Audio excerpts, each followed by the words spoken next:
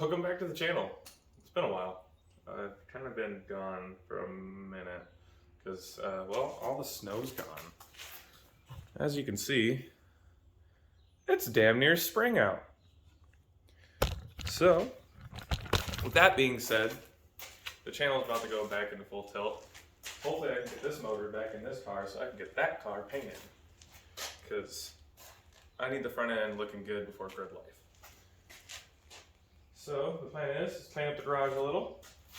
Once I got the garage clean, I bought 2 more sets of jack stands because I've got 1 set there. I'm gonna throw another set underneath Claptrap, get that off the ground. I'm gonna get Suki off the ground so that we can do a full suspension swap. Because I've got brand new stock suspension in this piece of shit, and then I need it in that piece of shit, so I could put the BC Racing coilovers that are up there on this shit box.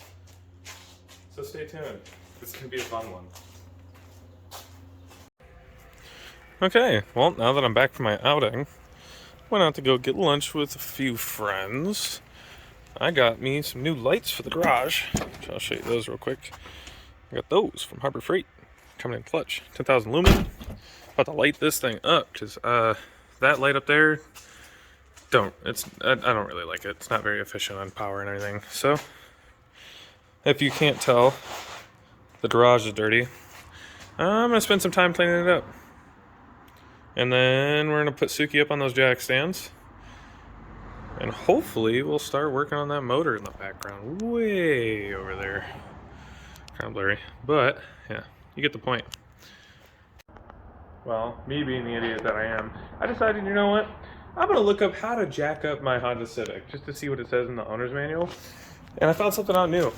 Apparently, the fucking tow hook in the back, this right here, that my fucking jack is on, that's the fucking jack point. There's another one. I didn't even know this because I didn't have a manual for this shit box or this one. But, like, of course this cross support's crunched, so I wouldn't use this one. But there's a fucking jack point. I don't have a fucking flash. Sorry. You probably won't even be able to see this. But there's a... Here, one second. Let me switch real quick. Alright, now that I got this. There's a jack point on that front door support. Where is it? Right here. That's a jack point. I had no fucking idea. These are my first 2 cars. I'm upset.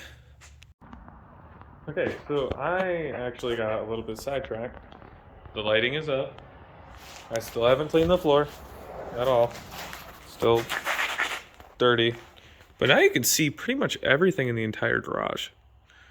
It is very bright, and it's just wired in. It's not really finished, but at least I can see shit. I still got these little ropes hanging down from the little hangers that I got up there, but it looks so much better. You can see everything.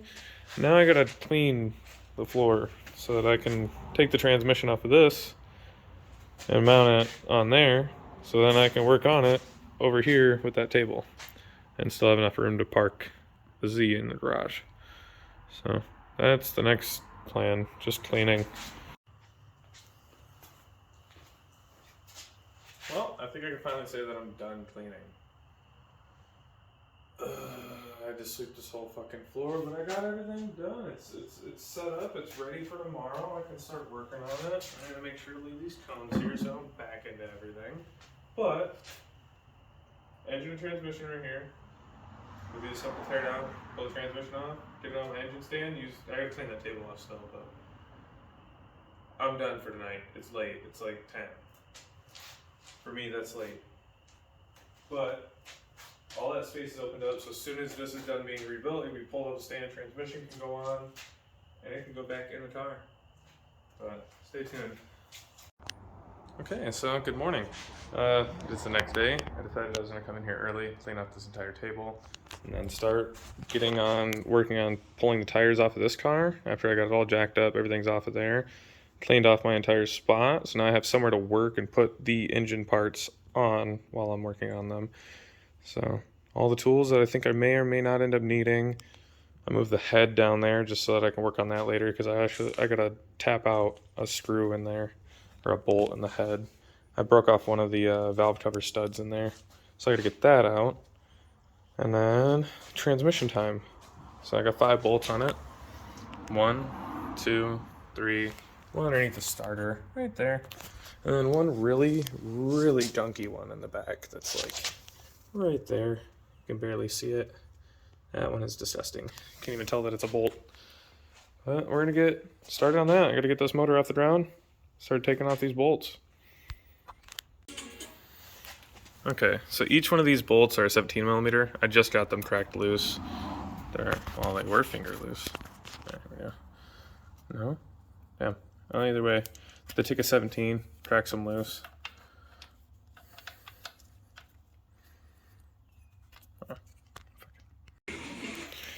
Well, here I am taking a break because I've just spent the past 35-ish minutes trying to get the transmission off, and it does not want to come off. I'm just fighting the shit out of it. It's kind of separating just a little bit, but not enough to actually be able to get the transmission moving to get it off. I've taken all the bolts out. I've been smacking it with I put a wooden board on the transmission, been smacking it with that sledgehammer and my other sledgehammer. I have a mini sledge somewhere back there. I just can't get it to get the transmission loose. So I'm gonna sit down and research a little bit, see what I can't figure it out. I need to get this off. Okay, so what was it? About 45 minutes of bullshit. Then I took a 2-hour break, ate food, came back to it. My buddy stopped by. He helped me get it off. There was one starter bolt in here that was just longer than the rest of them, so it went into the block. This fucking thing went right in there, right in that bullshit area. So now the transmission's off. Time to get the clutch off, see how that is, and then throw this onto my engine stand. I'm gonna get on that real quick. Okay, well, after running to the hardware store, I got me a 10 mil 12 point so I can remove all the bolts on here, which I did. Time to take this off. Oh no. Oh, here we go. It's popping off. Let's see, let me just rotate this video around. Oh shit, it's upside down. Dumbass. Come here. Ah. Oh jeez. Yeah, I'd say that's seen some days. That's a fuck ton of hot spots. Oh no. Too bad. I already got a clutch for it, so I'm not worried. But man, this actually doesn't look horrible. But the heat spots on here, you can tell, but that is bad. This flywheel's fucked. I might have to get a flywheel. Well, after further inspection of looking at all this stuff, we determined this clutch is, it's not horrible, but I'm definitely not reusing it. This is horrible. That's bad. That's savable. I can get that taken to work to get it resurfaced. This, though, this is what made me laugh. Like, this, you can kind of, you hear the bearings bad, but look at the, you shouldn't be able to do this. Oh, well, I guess I'm gonna get that flywheel off, and I'm gonna throw this on that engine stand over there.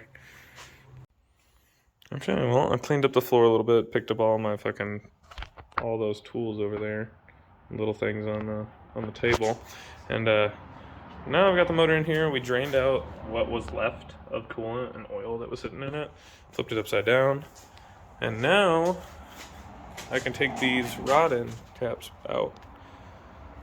So that's what we're gonna work on next, taking each one of these out and checking the piston rings. Well, we got the motor open, we got all these pistons out. They actually don't look too bad if I'm not in the light. They're not, the rod bearings are pretty good. Like, all of them seem to be relatively intact, so I have no worries about it. I even looked in the motor, and guess what? It still has the factory cross hatching in every cylinder. So I don't know, if I replace the piston rings and this thing still has no compression, I have no idea what to go. It's probably because I put this 4-in-1 header, that one over there, which I'm gonna swap out with the one that's on here.